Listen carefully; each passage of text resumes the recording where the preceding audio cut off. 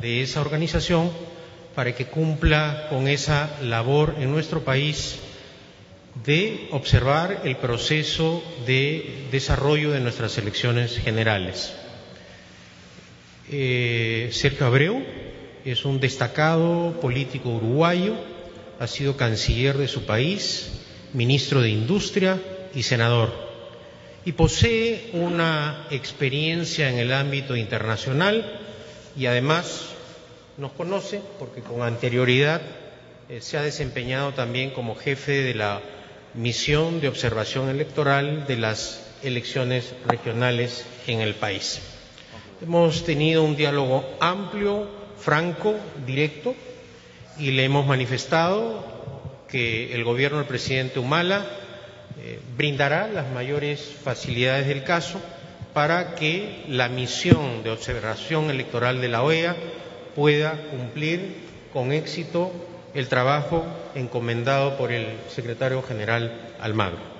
Así que bienvenido al país y le deseamos el mayor de los éxitos, porque el éxito de la misión ayudará a fortalecer a la democracia peruana y, por tanto, a la democracia latinoamericana. Muchas gracias, señor primer ministro, y en su nombre al Poder Ejecutivo, saludar a la prensa y sobre todo hacer las primeras precisiones que son para nosotros muy importantes. Esta visita de la misión de observadores de la OEA estaba prevista hace varios meses, de manera que es parte del cronograma establecido por la Organización de Estados Americanos, por el Departamento Electoral y por los especialistas, en particular el doctor Gerardo de Casa y la Brenda Santamaría, que son funcionarios de primer nivel, que ya tienen una enorme experiencia, de manera que este tema es parte de una agenda preestablecida durante mucho tiempo, que coincide por algunas circunstancias, pero que nada tienen que ver con lo que pueda ser la marcha o los acontecimientos que se producen en camino a las elecciones. En segundo lugar, que nuestra presencia en Perú es a solicitud, obviamente, del Gobierno de la República del Perú, y es la número 16. Es decir, la OEA ha participado en 16 oportunidades y que inclusive a mí me ha correspondido el honor, con los otros funcionarios de alto nivel, de participar como jefe de misión de observadores en las elecciones regionales de Perú en el año 2014. De manera que con estas dos experiencias nosotros venimos dentro del ámbito de nuestras competencias, con la hospitalidad que caracteriza al Perú, con el respeto que se tiene de la organización y dentro de las que son nuestras competencias como observadores en el ámbito no solo del derecho internacional y la naturaleza jurídica de la OEA, sino también en la relación institucional que le corresponde con cada uno de los países que solicitan su participación como observadores en sus actos eleccionarios. Así que yo tengo el gusto de estar con la delegación. Vamos a desplegar después, obviamente, en las elecciones nacionales un número importante de especialistas en temas de informática.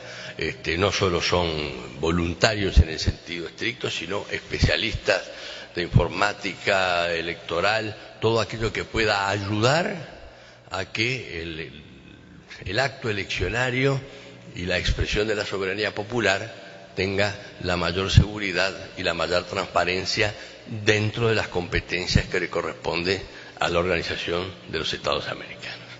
Muchas gracias y agradecerle al primer ministro de la hospitalidad y al gobierno y a todas aquellas autoridades, personas y actores políticos con los cuales nos hemos reunido y nos vamos a reunir, que son parte también de nuestra misión, que es precisamente contribuir a la democracia y al fortalecimiento de la expresión de la soberanía popular. Muchas gracias. No, qué ocurrencia, gracias a usted.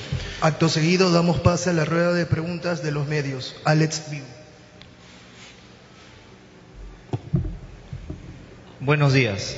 Siendo este proceso electoral con la participación de más de 15 candidatos a la presidencia, ¿considera usted que, y también viéndose que todavía no se resuelve algunas candidaturas de algunos personajes que todavía se les ha presentado tachas en su contra, ¿considera que el proceso de observación por parte de ustedes va a ser más complejo para este proceso electoral?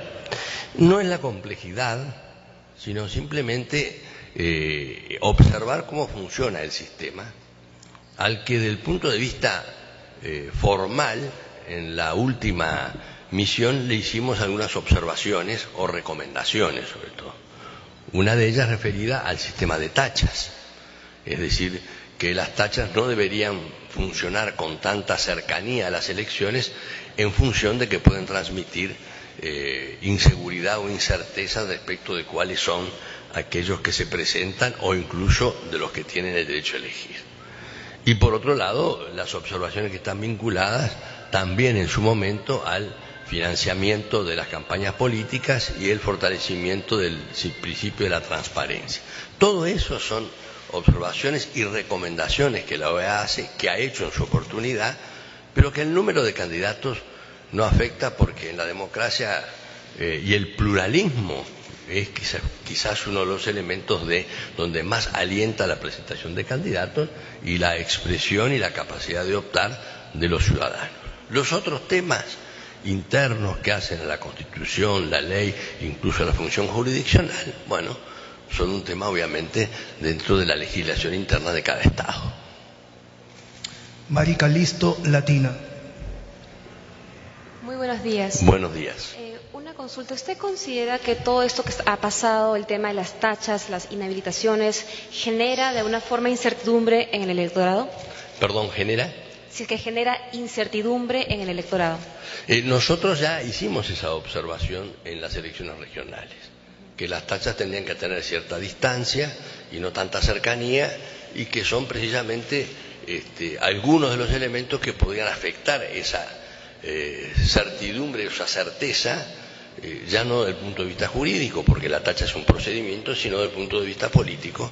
Pero es una recomendación que corresponde manejarla desde el punto de vista objetivo y de esa legislación al propio Estado peruano, pero que no tienen por qué en cada una de las oportunidades tener una definición concreta de aspectos subjetivos. Ana Lescano, Correo.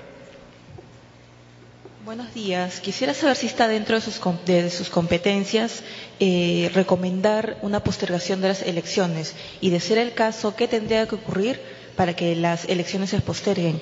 Y para el ministro Cateriano también aprovechar, hacerle la consulta.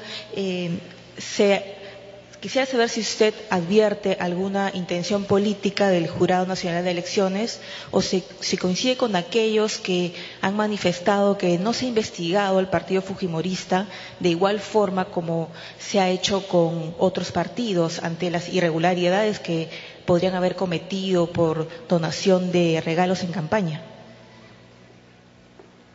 Bueno, el día de ayer creo que fui claro y tajante. No hay posibilidad alguna de postergar las elecciones. Y el gobierno y en general todos los peruanos estamos trabajando de manera decidida para tener el día 10 de abril unas elecciones libres y democráticas. Esa será la señal de fortaleza de nuestra democracia. Con respecto a los miembros del Jurado Nacional de Elecciones, yo no voy a opinar con relación a cuestionamientos, objeciones. Ya hay un Jurado Nacional de Elecciones en pleno ejercicio de sus atribuciones, y en su debido momento las autoridades competentes, si es que lo estiman pertinente, actuarán conforme a ley. Jesús Guerra, Willax TV. Señora Abreu, buenos días. Hay un ánimo de desacreditar estas elecciones por parte de los candidatos que han sido excluidos y de quienes no les va bien en las encuestas. Nos gustaría saber cuál va a ser la agenda de trabajo de observación de la OEA para sopesar estas versiones y que tengan un informe concluyente objetivo. Bueno, les voy a contestar un poco las dos preguntas acumuladas. La misión de la OEA, observadora, no tiene funciones jurisdiccionales.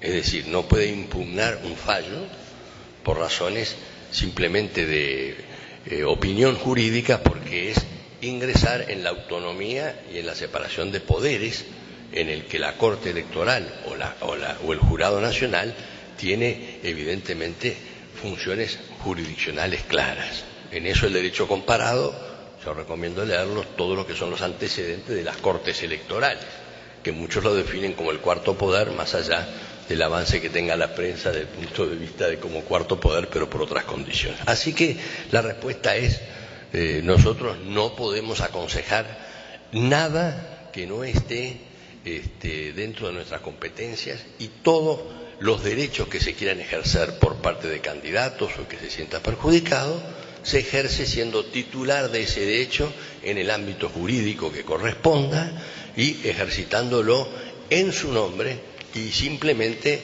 tratando de que el debido proceso, que es la base del derecho de los demás, pueda ser respetado, como ha sido observado hasta ahora, con la posibilidad de que cada uno de los que han actuado han tenido su día ante la Corte, como se dice vulgarmente. Lo demás, las interpretaciones subjetivas siempre corren, y las políticas también. Pero acá lo importante es que la OEA debe cumplir con su función, ayudar a mejorar el sistema dentro de sus competencias, hacer sus contribuciones y no confundir su función con actitudes desde el punto de vista jurídico y político que no corresponden en función no solo de la Carta de la OEA, sino también de las propias constituciones de los países que la integran.